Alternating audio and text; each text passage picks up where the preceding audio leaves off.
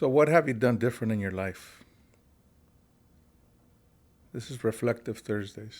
This is all about just figuring out how the silent man has impacted your life. What have you done different? How have you thought different? What are you doing different? Are you, realizing things around you that have been always present?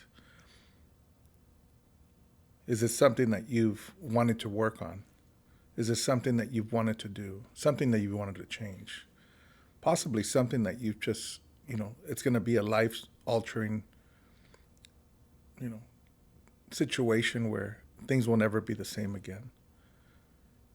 I've been out there talking to some of the uh, listeners. I've been out there listening, and I'm going to share with you that one of the listeners, he went ahead and went deep into, what things have triggered him, how he's been held back, you know, how he's kept playing the same program over and over and over again, how he hasn't been able to get out of it. And then we started talking, and I just asked him for permission if we could work together. And he said yes, and we started talking, and it was just a talk, guys. It wasn't something out of the norm. It wasn't me poking in his life or anything else. It was just simple questions. And he was coming forth with a lot of information. And what he found out was that, for the longest, he's wanted to take care of his family. He's wanted to be the presence in his family's life that basically, goes back to his childhood, where he maybe felt that he always wanted to make a difference. And it wasn't until we started talking about it that he really realized that he was always second in his life. He wasn't first. And that's something that I need everyone to understand, that in order for you to be able to help anyone, in order for you to be able to be of service to anyone, you've got to be number one in your life. And that's exactly what I told this man. I said, you've got to have your cup overflowing, before you can start pouring anything into anyone. And he just realized it. And I said, and you've got to let go of things in your life that you have no control over.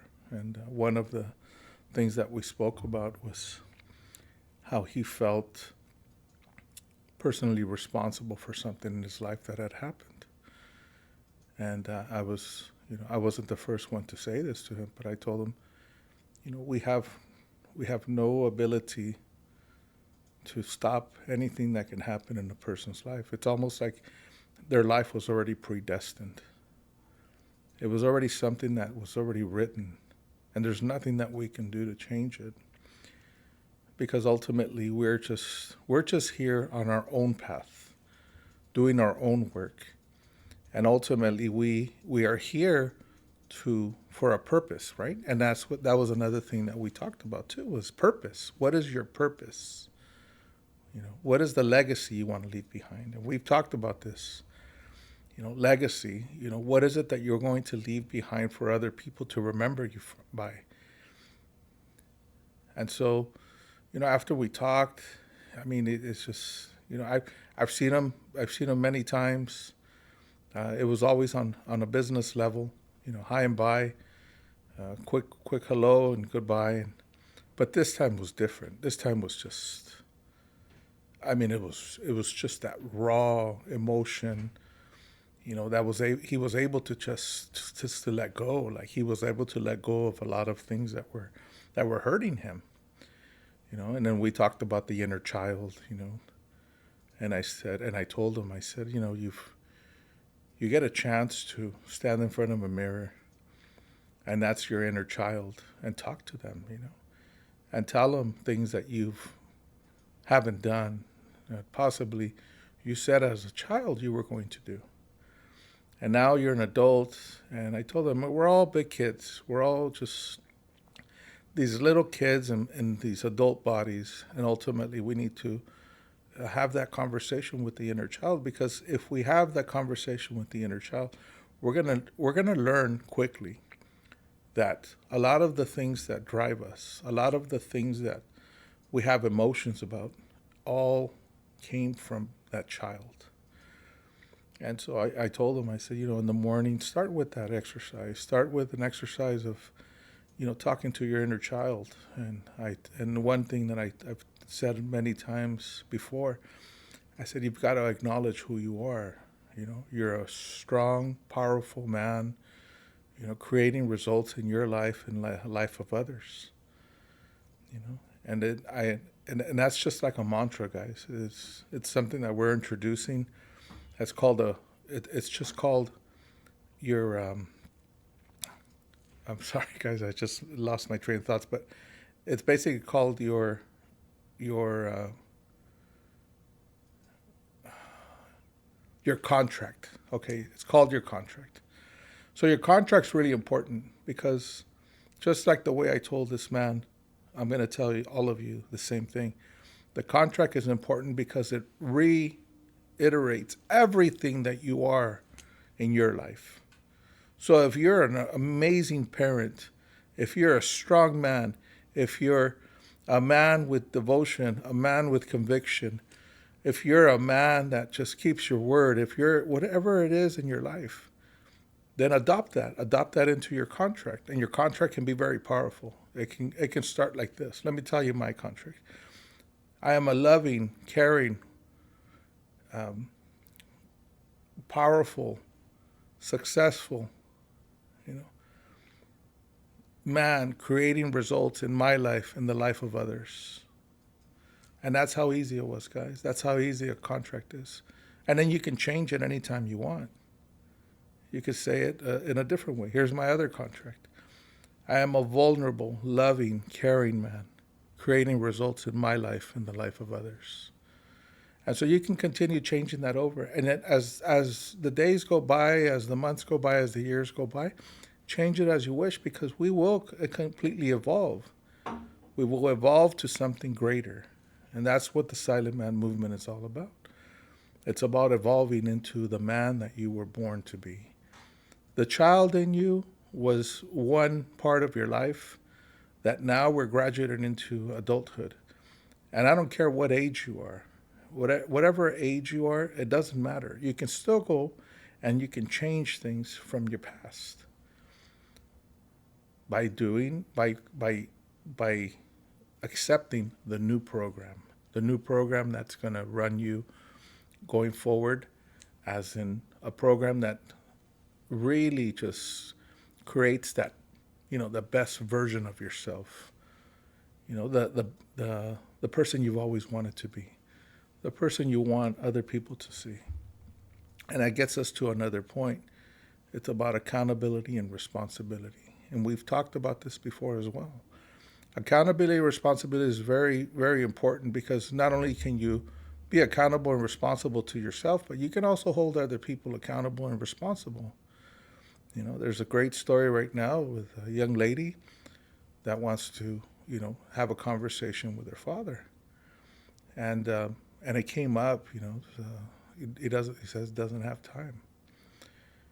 And I told her, I said, don't accept that. Don't accept that. That's a cop out. Like, do not accept that. As a matter of fact, maybe jokingly, I told her, tell him that you've got only X time to live. And she laughed and she goes, you want me to tell him? I said, no, not really. But make it to the point where you're going to tell him, like, when I was a kid, the one thing I remember about you is that you always told me to be responsible and accountable for anything and everything that I did and I said. And that's what I'm going to hold you to. I'm going to hold you accountable to be there for me now that I'm an adult and I need you. I need you in my life. And so, it's important that we understand that, we're only alone in this world until we decide that that's not the choice that we want to live by anymore. Being of of this world and participating is very easy. All you have to do is you have to choose. Choose to do it. Choose to be part of everything that's going on around you. Experience everything.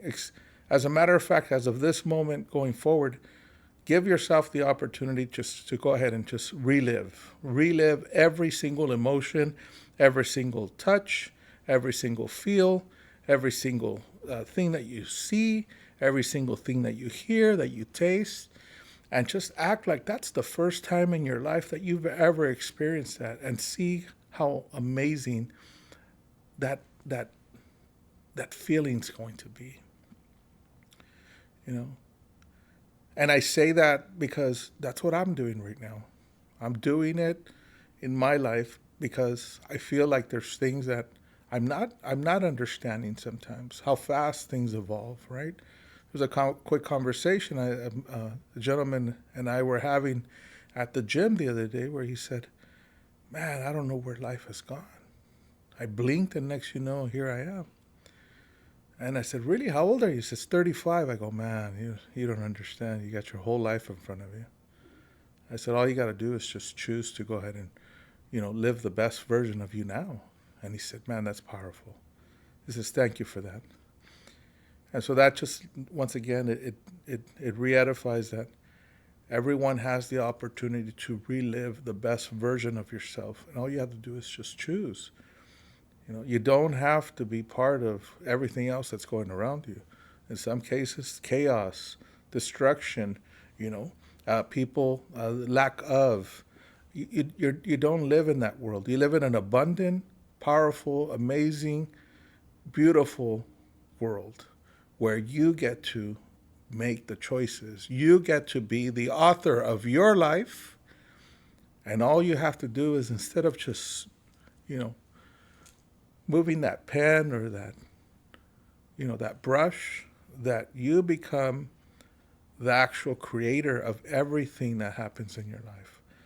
And another thing that I told that man at the beginning of the story was, I said, from here back, he was standing here in front of me, and I said, from here back, you don't get to live there anymore.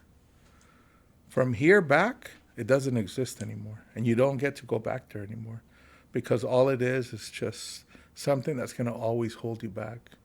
And I said, and you can't live in two worlds. You can't have one foot going forward and one foot in your past. Always be moving forward. And with that, I leave everyone here with always be moving forward. Don't look back. Thank you.